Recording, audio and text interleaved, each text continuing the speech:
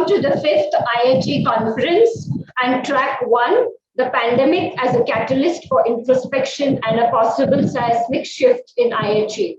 Before we begin, I would like to invite Dr. Vidya Erodekar, the Co-Pro-Chancellor, Symbiosis International University and Executive Director of the Symbiosis Center for International Education, to kindly say a few words. Thank you, Swati. And I once again welcome all of you to the day 2, or I could say day 1, because yesterday was a pre-conference session. And we had wonderful speakers and wonderful topics yesterday. But today is an important day for us because we begin the Internationalization of Higher Education conference like every year. Unfortunately, this is virtual, but I would say fortunately, this is virtual. Therefore, we have more number of people joining in, more number of speakers from different parts of the world. Only thing is that we are missing our friends physically on the Symbiosis campus. Nevertheless, this session, I think, is very critical to all the days of discussions because it is going to talk about how this pandemic has brought in reimagining of the internationalization of higher education. And for all of us, I think one common thread of this pandemic all across the globe has been introspection. Introspection in individuals' lives. I mean, we've started thinking and discussing about our own lives as an individual, as a family, with our kids, so we've been introspecting for our own lives. We've been introspecting for the organizations that we work for, in our case, for our universities, and of course, for our students and staff and faculty members. And therefore, likewise, this pandemic has also brought in, an introspection of the way internationalization of higher education is going to, happen in the next couple of years or maybe a decade, till we still are under this, I wouldn't say fear, but certainly under this umbrella of the pandemic. We are going to keep discussing about the pandemic, more often than what we are discussing about it today. And we all know that we've been discussing about internationalization at home for so many years, but I think this pandemic has actually made us practice internationalization at home because mobility is curbed, mobility of students, faculty members, and therefore, we are rethinking internationalization in every aspect. And I think the benefit has gone to the students with more of online education, now more of blended education, which is the theme of this conference. And how blended education is also going to be a catalyst in reimagining internationalization, because in classrooms you will have teachers from across the world teaching you. You will have students who will be sitting together virtually from different parts of the world, and what a wonderful learning that will happen. And as my father, Dr. Muzumdar, always says that internationalization is not about internationalization of curriculum or having international students, but it's actually internationalization or globalization of minds. And I think with students sitting together discussing problems of the society, of the community with each other, and problems which are global, but trying to find out local solutions, I think that there can be nothing better, for all of us to really witness internationalization in a different paradigm. So I'm sure we have experts, and my dear friends, Professor Hans, who's been a mentor for all of us, and specifically me, Pramath, who's a good friend, Betty, and of course, Professor Michael Murphy, wonderful speakers for this session. And I welcome all of you. And of course, at the end of your session, we are going to have the inaugural program where the Minister of Education is going to join us, and also Nina from the World Bank. And of course, Dr. Pankaj Mittal, who's also a host because she's a partner with us for this conference, and Professor Raman from the Obrial Global, which has the India chapter now in India, and I chair that chapter. So over to you, Professor Hans David. Thank you, Dr. Vidya, and thank you also Dr. Anita Parker for inviting me to chair this first panel session at the Symbiosis conference. It's a great pleasure always to be connected with Symbiosis International University, and although, as Dr. Vidya said, it would have been a great pleasure to be back at the campus, the beautiful campus of Symbiosis International University.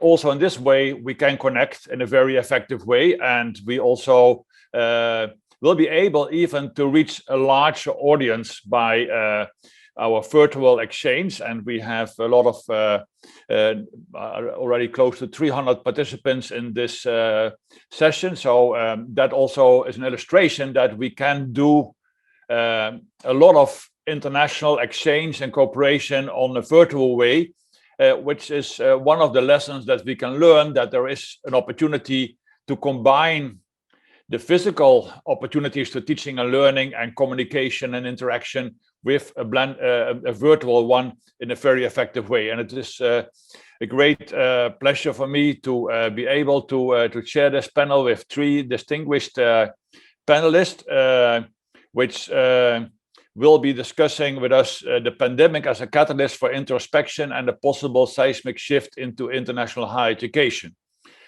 Because it's clear that the whole world has been affected in a negative way by the pandemic, but we should, as always, make a crisis a good crisis, and looking into what opportunities there are in the global sense of learning from this experience, but also in the area of higher education and international higher education. It is important that we discuss what lessons can be learned, not only in a negative way, but also in a positive way. And it's a great pleasure to start this conference with this important introductory discussion about the impact, the positive impacts of the crisis on international higher education. And we have three very distinguished speakers. I will not read out the whole CVs, that would be taking too much time, and you have their bios in the program.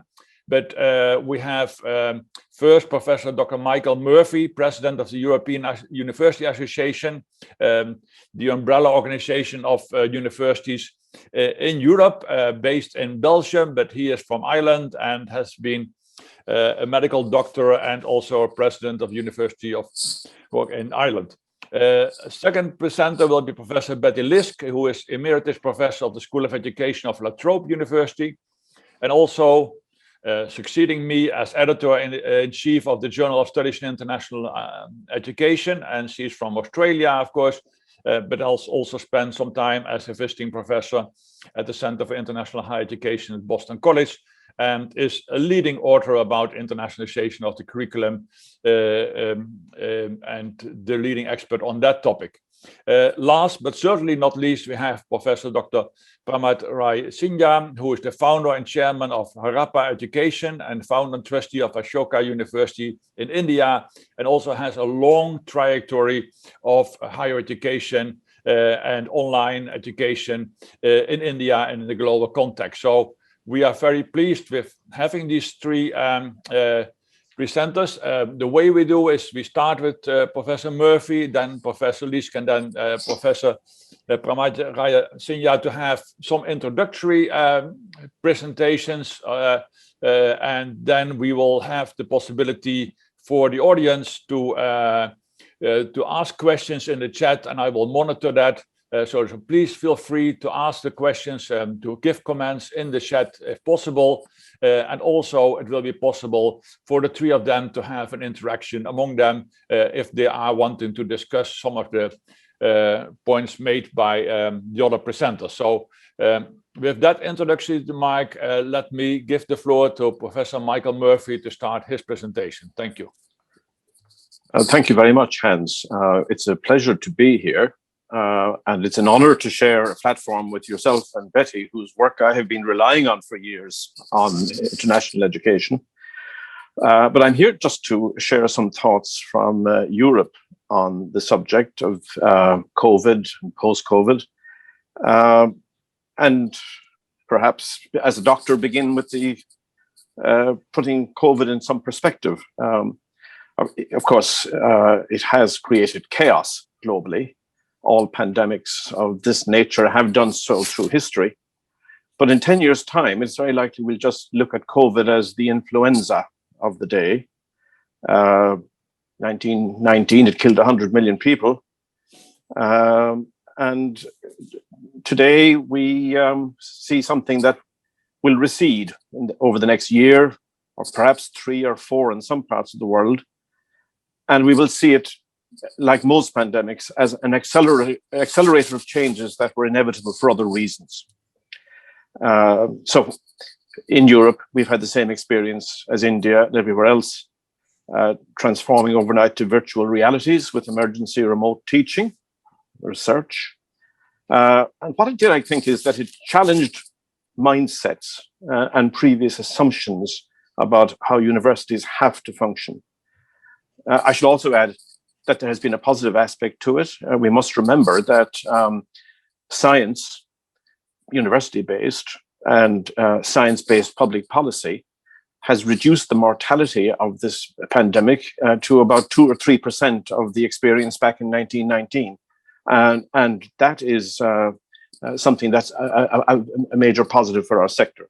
But anyway, driven by COVID, we've undertaken a consultation here in Europe at the EUA during the past year on how we must adapt and how we must evolve in the coming years, not just in response to COVID, but in response to all other drivers. And I'll relate what we have found and then some comments on likely impact on the international student experience. The first finding, of course, was a broad consensus that, yes, we have a pandemic, but environmental sustainability and digitalization and artificial intelligence and demographic changes and polarization, they're the real drivers of what's going to happen in universities and in international education in the coming years. And we found a surprisingly broad consensus that we have to shift the paradigm, change how we function. And thus we have produced a summary document called Universities Without Walls, no more intramural and extramural discussions. So what we see now, accelerated by COVID, is, as you said earlier, we see hybrid institutions where learning will be conducted on the campus, but also virtually. And in addition, in the workplace, in cultural spaces, in civic societies, quite a change. In Europe, we also see the universities becoming very deeply networked.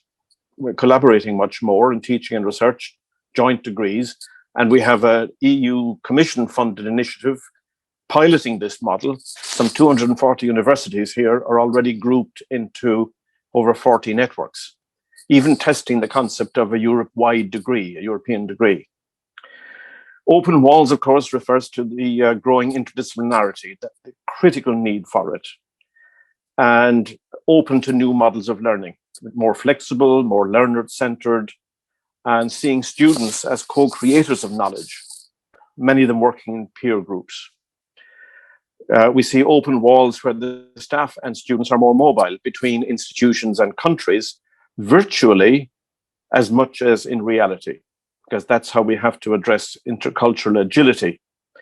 And the Erasmus program, as an exemplar here, now has a very specifically defined green objective.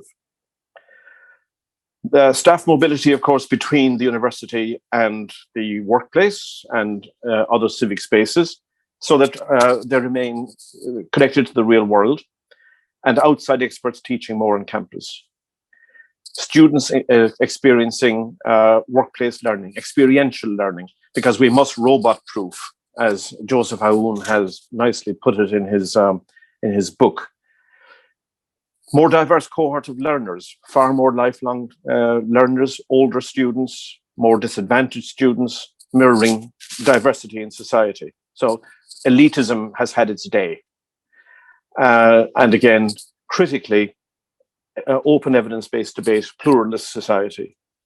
Research that is open access, open journals, open access data.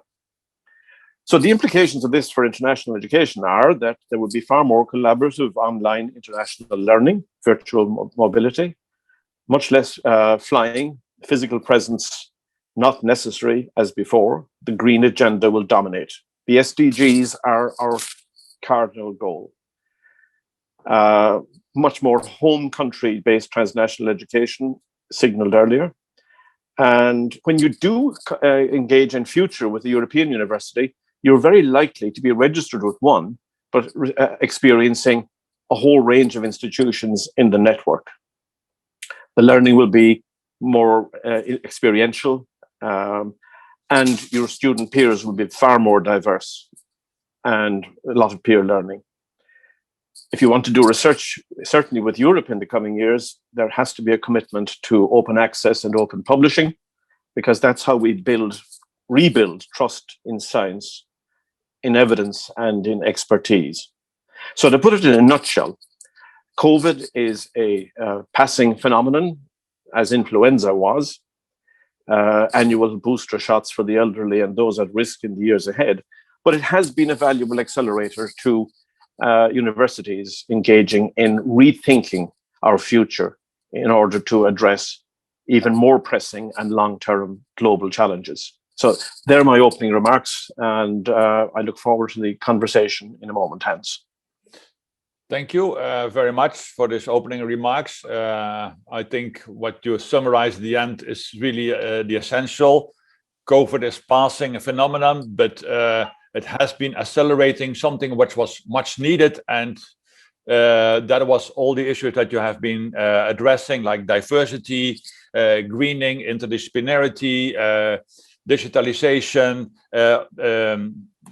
All those things are important in higher education. Were already before, but now by pandemic has been put much more on the forefront. So that I think is a good start for our discussion, and I'm looking forward to the next presenter, Betty Lisk, to follow up on that. Betty, the floor is yours. Oh, well, hello, everyone from Adelaide, Australia. And what a pleasure it is to be able to be involved in this conference without having to leave my house.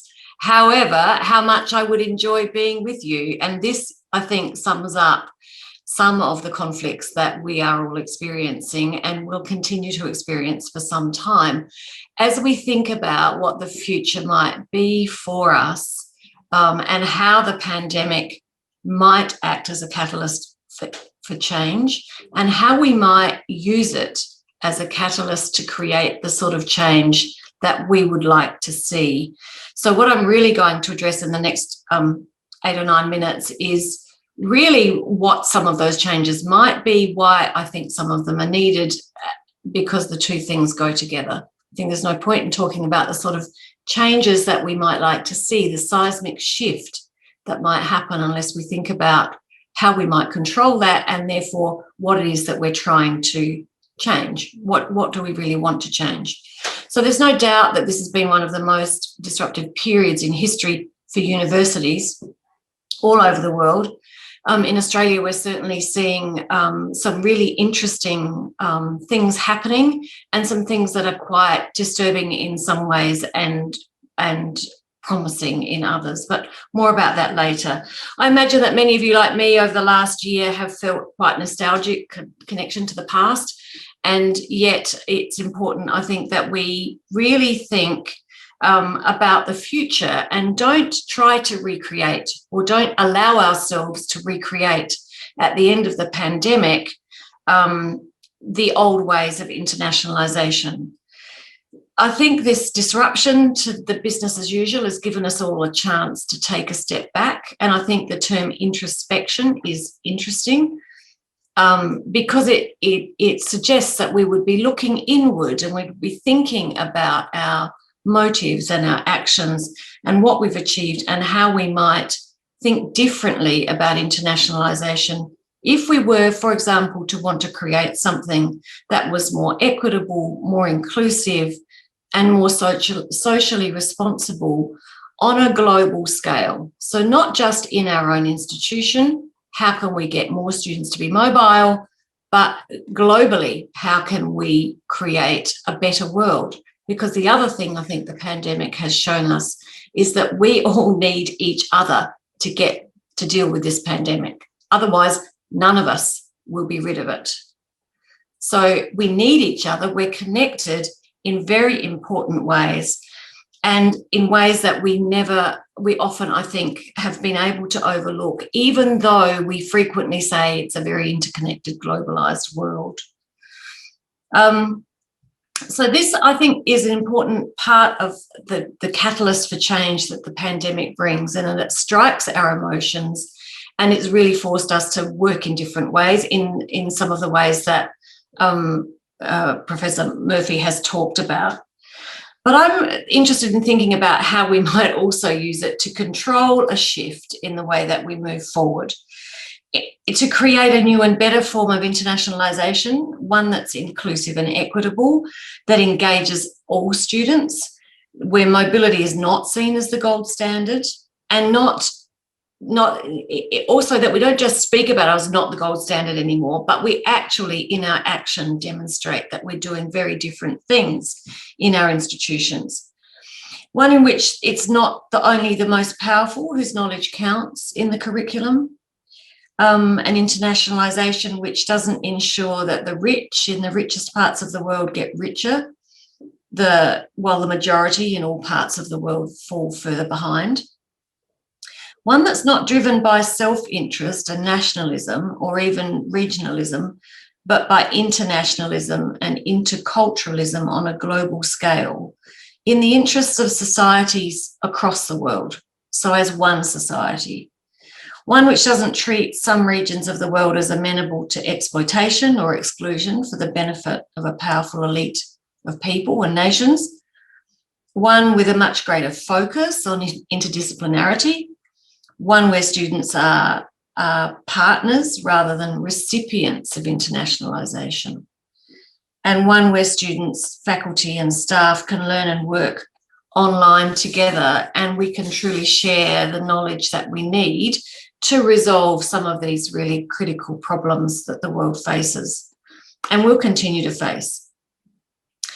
So I think a more inclusive and equitable form of internationalisation is needed because all students need opportunities to develop their global awareness, their international perspectives and their interculturality in their university program, and to take that out to the community so that we don't see selfish behaviour in relation to anything.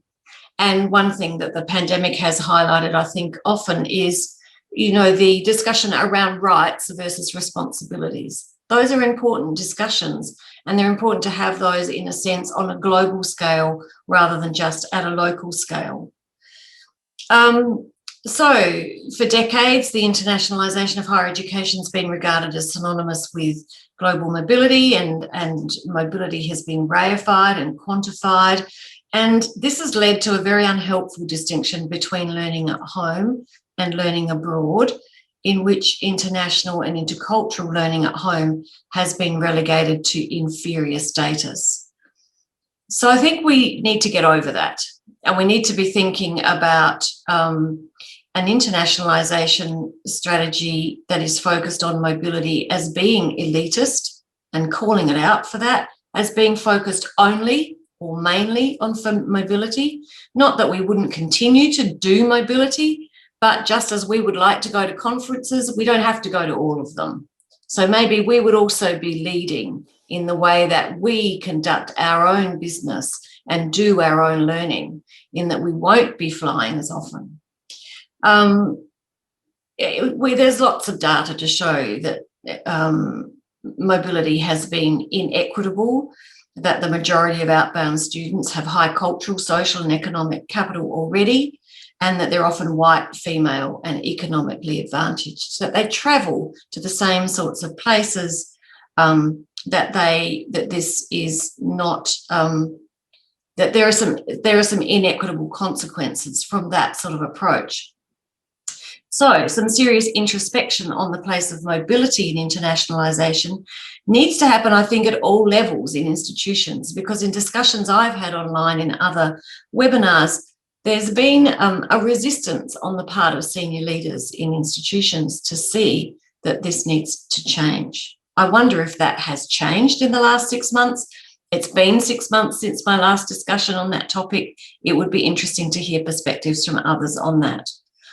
I think that faculty, academic staff and students have moved to be much more favourable towards and open towards online learning than they have been in the past. That it's not seen as being the second class, but also there's a lot of things you can do online that you can't do in other ways. And we do have a lot of tools that we need to make international and intercultural experiences available to all students, which is the seismic shift that I think we need to make. I think if we were to focus on how do we bring international and intercultural experiences and learning to all students, so that whether they're researching how to deal with a climate crisis or a health crisis, they feel comfortable in accessing knowledge from different communities, from different sorts of knowledges, being open to new ideas, but also understanding the importance of working respectfully with other groups and making sure that people across the world are in step. I think it's interesting, for example, that we almost accept that some parts of the world will be behind in getting the vaccine, in dealing with the pandemic, because that's the way the world is. Does the world have to be like that?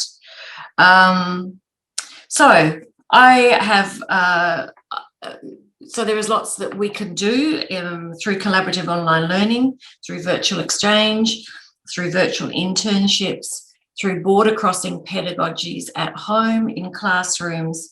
And there are some relatively simple ways, therefore, to engage students meaningfully with each other and with knowledge from different perspectives. But seismic shift requires more than minor changes.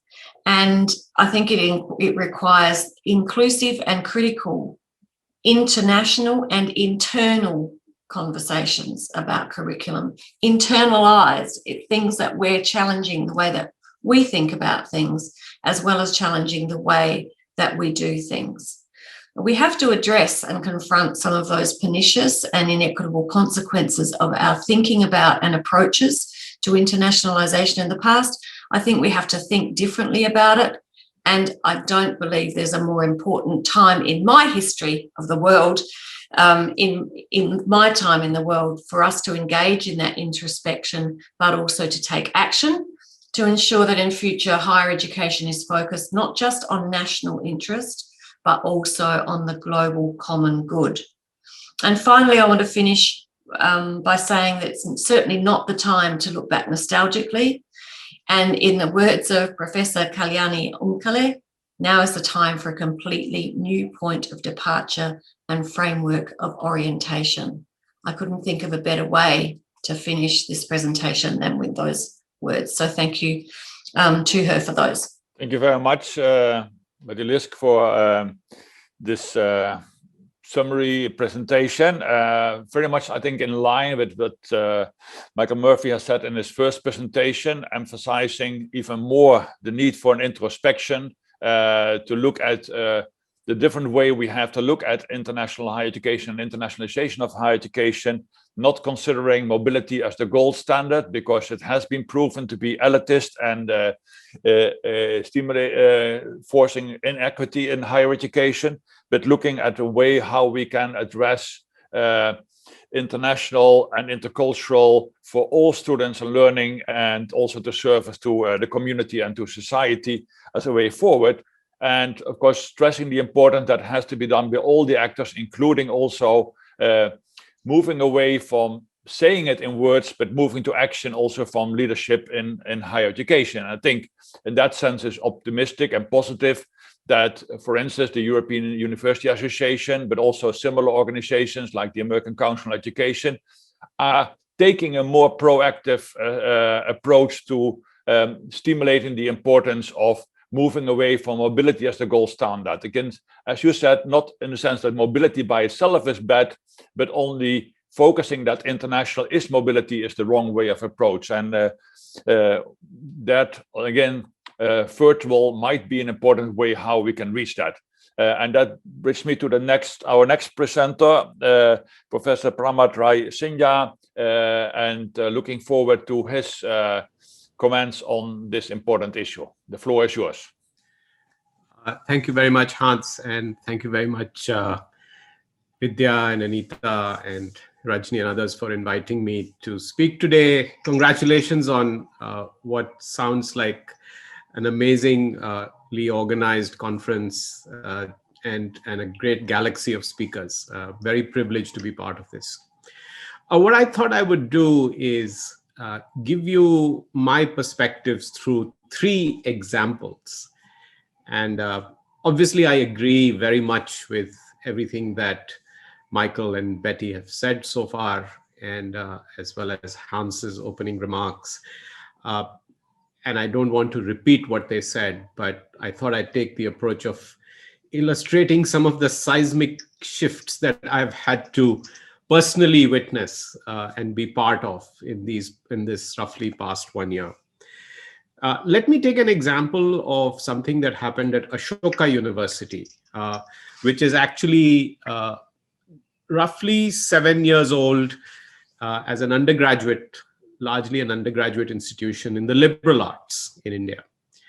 I'm a big proponent of sort of the blended online model. And whenever I would raise it, I would be swatted away by our faculty and our administrators, especially as a new university. The focus was, hey, we got to get that classroom stuff done correctly and right, and we have still headroom to grow and so on.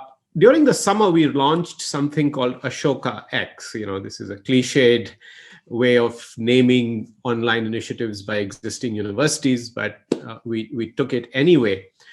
But to the point of internationalization and equity and sort of the intercultural mobility and agility that you all spoke about, we offered a series of courses, actually 13 courses. And don't ask me why 13. We could find 13 interesting faculty, so we picked 13. These are faculty who are not part of Ashoka, who are all over the world, who have an interest in teaching in India, but have never had a chance to teach in India because they couldn't travel or be here physically. I'll give you two examples. One is an Indian who's very well known and has spent time in India, and I tried to get him to teach, but he was working with the government and never could find time. A guy called Kaushik Basu, who was the chief economist of the IMF, is at Cornell. He was a chief economic advisor to the Indian government, very much has always wanted to teach in India, but could never teach. So Kaushik taught a course online. For the first time ever in his life, he was teaching Indian students. Very excited about doing that. Equally, Carol Giacomo, who was editorial board editor at the New York Times, very distinguished journalist, now a fellow at Princeton teaching journalism courses, also very interested in India, visited India many times, had actually been to Ashoka once when she was visiting, to teach a course on media and journalism, on issues around sustainability and conflict around the world, which she has reported on all her life. These two individuals would have never, ever taught a course in India. But we used the Ashoka platform to bring them in. But in terms of offering the classes, we didn't offer it to our students only. We offered it to everyone. We offered it to parents. We offered it to alumni, and we offered it to everyone who wanted to take the course. Interestingly, we had people who were in high school taking the course. We had 70-year-olds taking the course. We had folks from Ashoka, who by definition are privileged and elite, taking the course. But interestingly, I also got requests of alumni from my village school who are all scholarship students who would have never been able to access Ashoka faculty, saying, can we get a bit of a scholarship? We had a modest price on the fee of the program. And they took the course. Interestingly, those groups of students, we had about 40 people a class. This was cohort-based live lectures. Those groups are still active on WhatsApp. And the people who took the courses and the faculty are on those WhatsApp groups and speak very, very fondly about the fact that they formed these communities. So that's an example from my point of view of a seismic shift. Now, Ashoka has institutionalized Ashoka X. We have hired a team.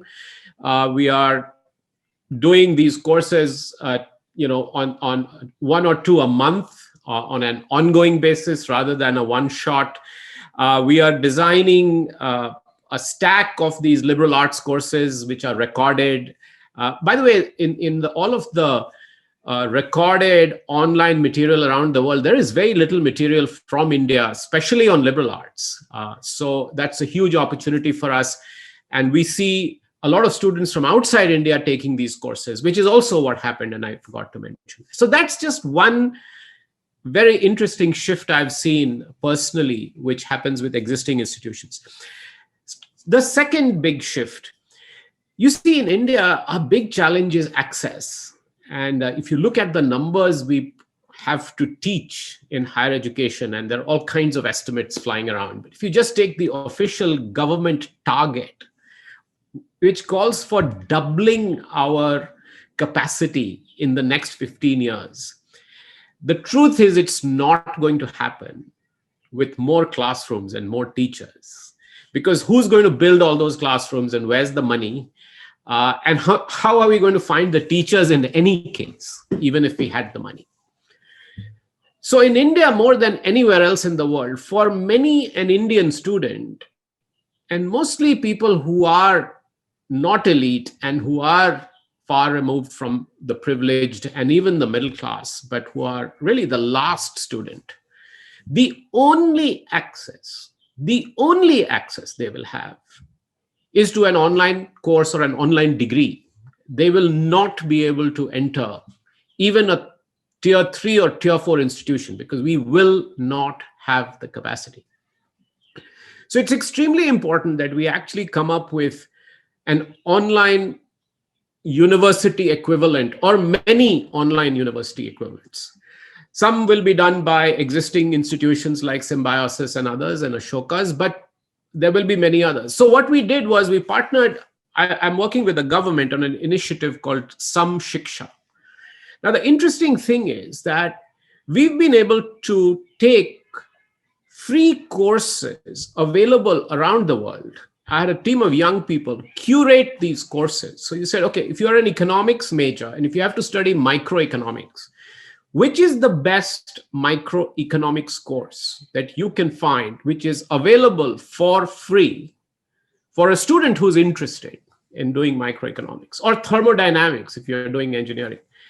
And the truth is that there are roughly 1 or 2, 3 really interesting courses. You don't need to go looking for anything else, because microeconomics is microeconomics. You're teaching pricing, supply, demand. And we found these courses. And we found these courses across edX and Coursera, and also in the Indian platform called Swayam, and maybe even in Khan Academy. And Khan does a great job of explaining some concepts, even though it's not a college course. The reason I'm telling you this story is the incredible fact is that, take the example of a computer science 4-year degree. Today, you can curate a course across, you can curate the entire curriculum across 4 years with courses from universities such as MIT, Princeton, Caltech, Duke, Columbia, and so on. You get the picture. And of course, the Indian IITs and so on. Really high quality material that's available for even the last student, by the way, for free. This stuff is actually available for free. If you signed up for the certification and wanted the credits from those universities, the online credits, the entire 4-year program today costs $3,000 for a BTech in computer science with courses from all these universities, if you were to stitch them together. That's the seismic shift, and that's the possibility for even the last student, mind you. The student who goes to that beautiful campus at Symbiosis International University may not ever access this.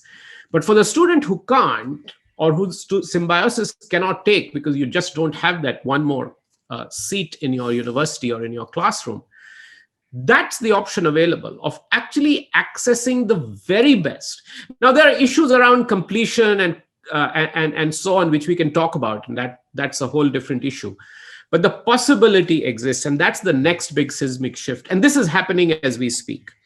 The last thing I will like to mention is my own initiative, and this is a little bit self-serving, so I apologize in advance, but it is something that I've been working on for the last 2 years, which is Harappa education. And it's been tremendous revelation to me. The truth is, people of all ages are learning. So the big seismic shift is, you all talked about lifelong learning. The notion of a student being a 18-year-old to 20-something It's been completely busted in my mind. I designed courses for Harappa for the 20-25-year-old. 60% of our learners are 25 plus. There are people, most of the people who are taking our courses in their 30s. And the reason they're taking the courses is because what they have is what we all call FOMO these days. They missed out on getting this stuff. And so they want to go back and learn it. They feel like they've lost out on the privilege. And it's not just the courses we teach at Harappa. I'm seeing this on Samshiksha also. People want to take courses on Gandhi because everybody wants to learn about Gandhi. And, we talk about Gandhi, but we've not really ever been taught about Gandhi in our classroom. I was never formally taught a course on Gandhiji in our classrooms.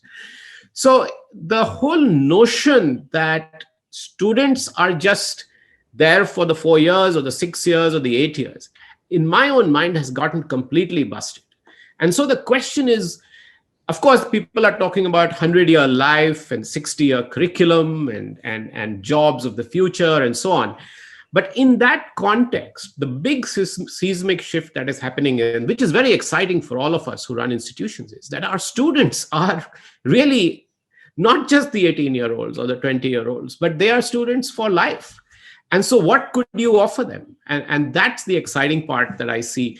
Again, from an internationalization perspective, I have faculty from all over the world who are teaching on the programs. And I have programs at Harappa designed in India, which are taken by Nigerian students, by Singaporean students. And I never designed it for them, but they are happy. And my team feels, would they like the Indian examples? Would they like the Indian accent? Well, guess what? If people are watching Turkish and Korean serials, episodes on Netflix, they're quite happy to watch people talking with an Indian accent on an online platform. So I'll stop there and say that these are some of the opportunities that I have been privileged to be part of. And listen, I'm not trying to just paint a rosy picture. Please don't get me wrong. All the problems that we've had with COVID, the challenges that we faced on campus, the growing digital divide that we are all concerned about, those are all valid concerns as well. But I thought I would just talk about this from this lens to show you some of the possible shifts that might be happening. Thank you very much. Thank you very much, Professor Parmat, for giving this other very important perspective, the need to increase the possibilities for access to higher education using the online opportunities by inviting professors, as you have been doing for Ashoka platform, from all over the world to teach to your students, but also your example of how online education can help to increase access where there is a need in India to double the capacity for access to higher education, which indeed is impossible by doing that by creating new campuses and by having more teachers from India. So you have to use the different platforms, and also emphasizing the importance of lifelong learning as an aspect of how to address the issues that society needs, and how online can be a really big shift in making that possible. And again, as you said yourself, we can have all kinds of discussions about the challenges that are related to that. And we might maybe do that in some of the discussions, also given some of the questions that we have been asking, but it's important to address how this whole online opportunities can create much more equity and much more access to higher education in India and in the world. So thank you very much for that. We have a good basis for discussion. We have around 15 minutes to do that because we have also our opening session to be careful about. We have some questions from the chat, which I will be happy to ask you to respond to. One is more specifically to Michael Murphy about can you say something about what you think are important areas of cooperation and research between European and Indian universities, keeping also in mind language and other cultural challenges that are related to that?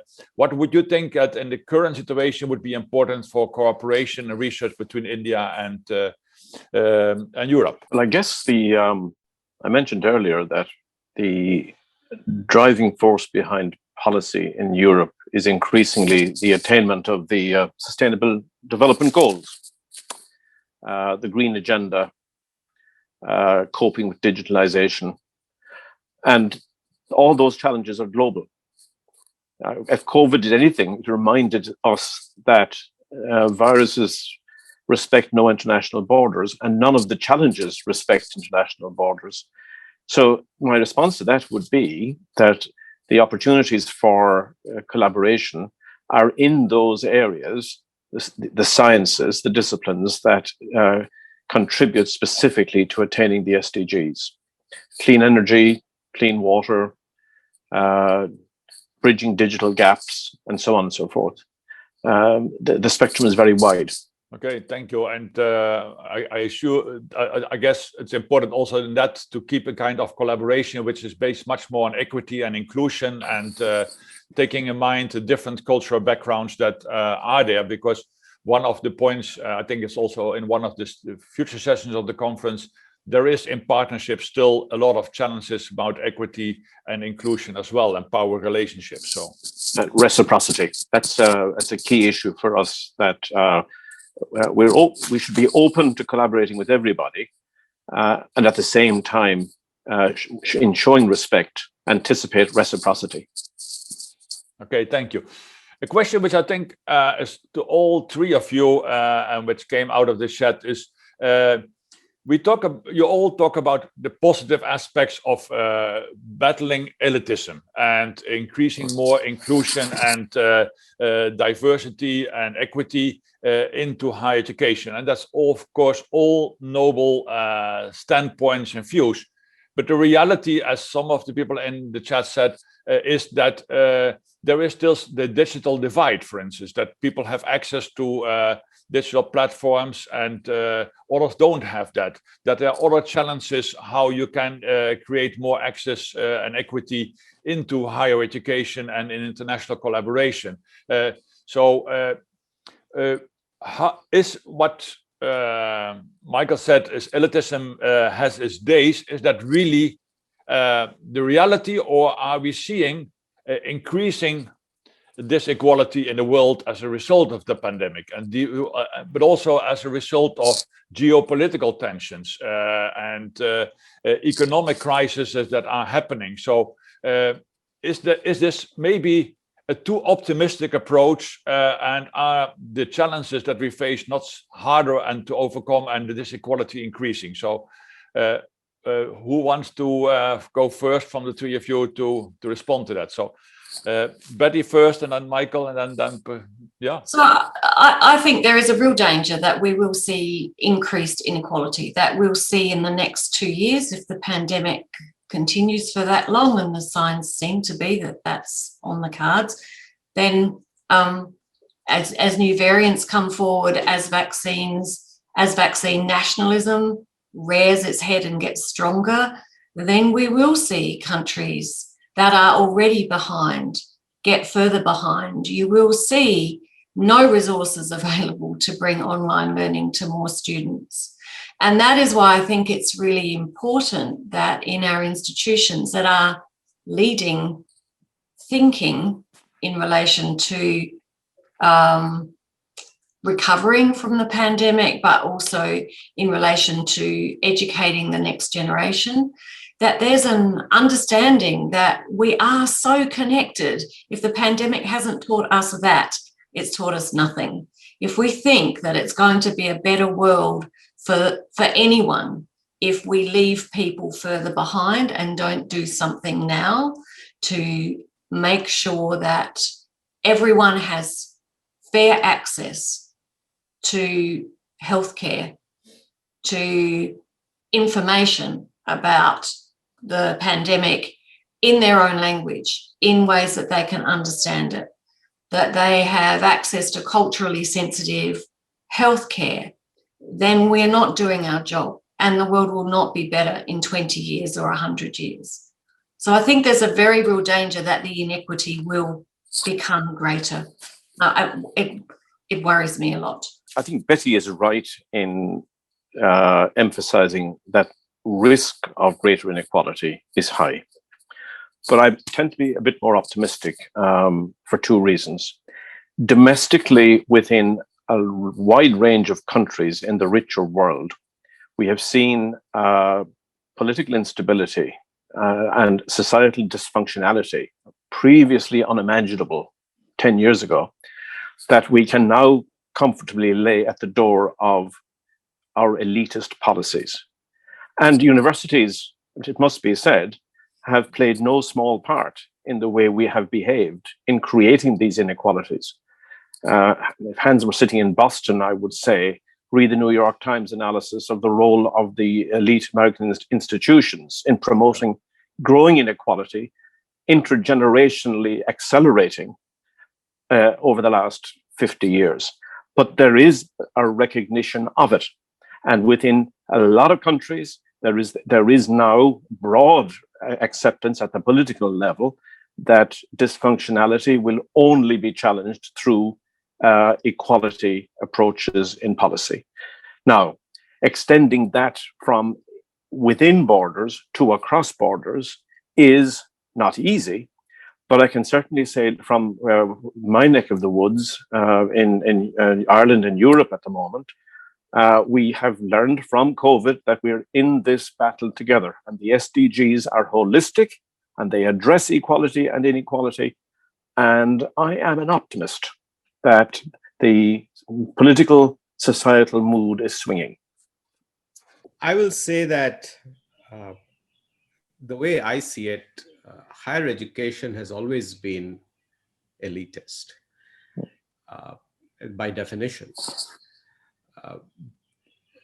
In fact, through generations, we've been trying to get rid of that elitism and make it more and more accessible. A good example is just the access to women, which is not even really 50, 100 years old. Till then, it was very much accessible only to men. So I think this is a journey we are on. I think we should all be very impatient about this journey that we are on, and that's what raises these issues. I think going to blended introduces an element of elitism. And I think that's very true for people who are today in college or in school and have to access stuff online. And because they are in inaccessible areas, or they don't have devices, or they come from backgrounds where they don't have access to bandwidth, they are tremendously disadvantaged. But equally, I'm very struck by the fact that for us in India, where a large number of people are actually in education dark areas, for them, this is the answer. It is literally the miracle, and I don't mean to overstate the case, but for all of you in the West, you have to just put yourself in the shoes of kids and parents here who have no access. So what are we comparing with? We are comparing with online with no access. So I think this will over time bridge the divide, because our governments are putting a lot of effort into making digital more accessible to the last student and to the last parent.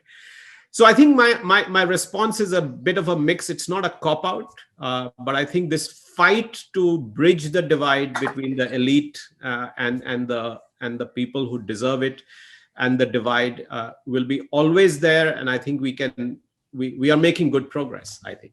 Thank you.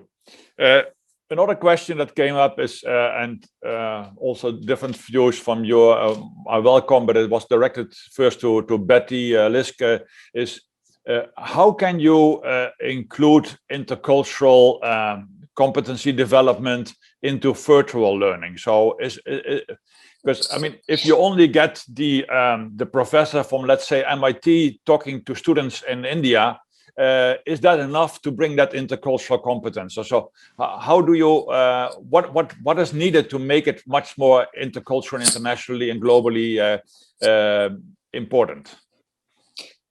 So I'm happy to try to answer that. It's a complicated, it is a complex question, because it's complex even in the face-to-face environment. It's not just complex in the online environment. And you put people together from different cultures, they're not necessarily going to learn to be more interculturally competent. In fact, they might move further away in some instances.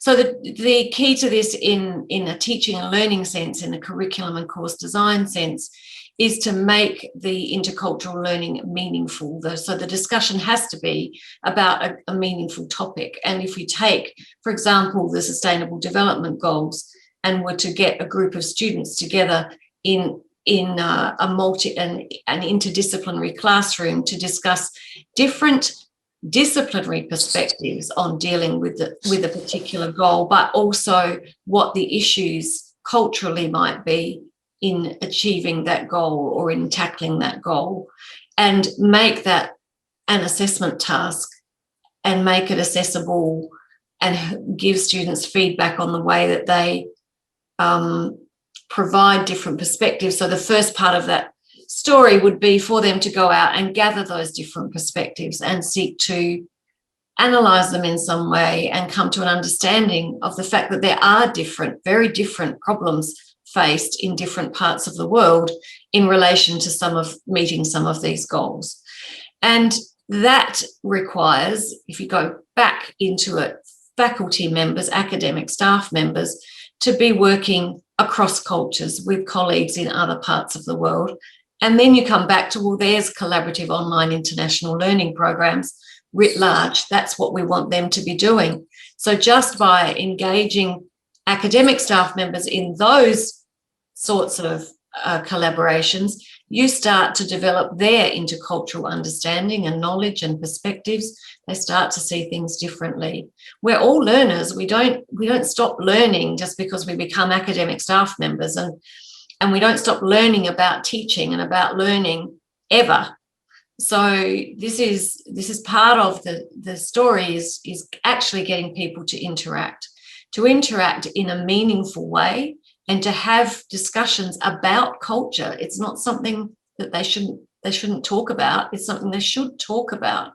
What is your perspective on that? And be guided in those discussions. So it's I think it's quite a complex piece, but in some ways it's quite simple because it's about relationships, and that is what education is all about. Thank you. Anybody else wants to? Perfect answer, I would say, from Betty. Captures all the elements, particularly the fact that we're all learners, cooperating, peer supporting, and across borders. Agreed. Yeah, very well said. Thank you. Okay, we're coming to an end. One of the points as a closing observation from what I see in the chat is that it is not only the higher education sector and community systems that can solve this issue. So both the issue of access and to make the online learning and blended learning much more inclusive and much more accurate. You need to have a collaboration between the internet providers, the governments, international organizations, the whole society to work together to solve the problems and the challenges that make our views of what is needed into higher education possible, to create a more blended learning society of higher education that is inclusive. And that's the challenge, I think, that we see for the next phase. We can do our best, and we will do our best in the higher education community to make this happen, but we cannot do it alone. We need the support of all the different stakeholders into society to make that happen. And in that sense, it relates very much to also what Michael Murphy has said. The Sustainable Development Goals of the United Nations are basically the goals that are we have to work on together to make this possible. I would like to thank the three panelists for their excellent presentations and answer to the many questions. There are other ones, unfortunately, we could not address. I'd like to thank the participants for their active interaction via the chat room and their participation. Thank you all, and in particular, thank you to Symbiosis University, International University, for making this panel possible and making this conference possible. And we look very much forward to the inaugural session and to the rest of the conference. in the coming days. Thank you all very much. I would like formally to thank all the panelists and the chair for their active participation. It was very heartening to hear that despite the challenges, the positive outcomes due to the pandemic far outweigh the negative ones. I trust we all will take the instructive ideas that have also been shared today. Thank you so much. 7th of April is also celebrated as the World Health Day and observed annually to create awareness about health and well-being. Symbiosis has always prided itself in being called as a health-promoting university. Hence, today we have Dr. Palwe, who is the professor and head of Department of Community Medicine at our Symbiosis Medical College for Women. He will give a small presentation, after which we move on to the inaugural session. The chief guest for this is our Honorable Minister of Education, Government of India, Dr. Ramesh Pokhriyal Nishank. Thank you so much. Respected dignitaries, management, I, Dr. Sachin Palwe, Professor and Head Department of Community Medicine, on behalf of my entire team, I thank the Symbiosis management for giving this opportunity to share the World Health Day and a special fact and myth about COVID-19 in today's the SIU annual conference on internationalization of higher education on virtual mode. So we have today a celebration of the World Health Day on a virtual mode, where the theme is building a fairer, healthier world. And as on every year we do celebrate it. So this year on 7th of April, the WHO, which is a non-political health agency, its headquarters in the city Geneva in Switzerland, they a federated country of Central Europe, so which was constituted in 1946, so under the chairmanship of René San. So since 1948, it's celebrated every year. So on this day, we are all invited to join the campaign, the new theme. So this was the theme which was discussed today, and this put forth the newer concept that our world is unequal one. And also, it also says that this is not only unfair, but also it's preventable, like rightly discussed in the previous session. So be it a sustainable development goal, be it in terms of social determinants which are responsible for the occurrence of the health, be it in terms of inequity and inequality, in terms of provision of healthcare amongst all. So with this, I would like to go with the next session. So COVID-19, this is the special myth and fact which was selected. So like consuming alcohol, taking hot baths, use of hand dryers, and UV disinfection lamps, and taking vaccines against pneumonia that can eliminate or kill the virus. So whether we really say that these measures protect or they harm. So the fact is that none of the above measure protect, rather they're harmful to our body. So currently, the best methods what we can use in the ongoing pandemic, which is almost about to complete a year of its pandemicity throughout the world, is by using the SMS technique of following social distancing, using face masks and hand sanitizers. Thank you, Dr. Palwe. Thank you so much. Thank you, madam. Thank you.